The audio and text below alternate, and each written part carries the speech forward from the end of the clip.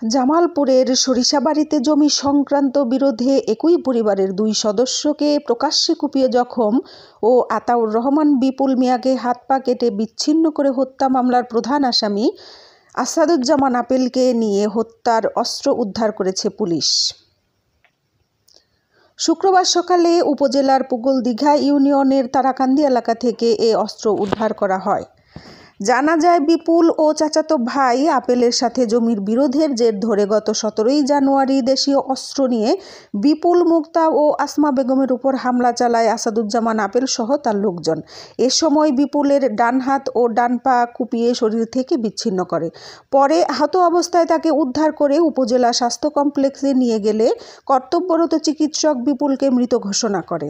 এ ঘটনায় 17ই জানুয়ারি নিহতের বড় ভাই আল আমিন বাদী হয়ে আসাদুজ্জামান আপেলকে প্রধান আসামি করে সরিষাবাড়ি থানায় 10 জনের নামে হত্যা মামলা দায়ের করে। পরে পুলিশ ও ডিবি পুলিশ অভিযান চালিয়ে এজাহারভুক্ত প্রধান আসামি আপেল সহ 7 জনকে গ্রেপ্তার করে। শুক্রবার সকালে হত্যাকাণ্ডের মূল হোতা আপেলকে নিয়ে ঘটনাস্থলে হত্যায় ব্যবহৃত অস্ত্র উদ্ধার করতে আসে সরিষাবাড়ি থানা পুলিশ।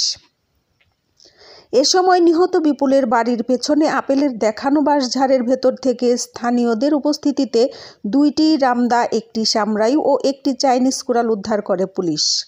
এ বিষয়ে সরিষাবাড়ি থানার ভারপ্রাপ্ত কর্মকর্তা ওসি মোহাম্মদ চাঁদ মিয়া বলেন, বিপুল হত্যা মামলার প্রধান আসামি আপেলকে নিয়ে এলাকাবাসীর সামনে হত্যায় ব্যবহৃত 4টি অস্ত্র উদ্ধার করা হয়েছে। অস্ত্র উদ্ধারের পর ঘাতক আপেলকে পুনরায় জেল হাজতে পাঠানো হয়েছে। Happy Akter, desk report.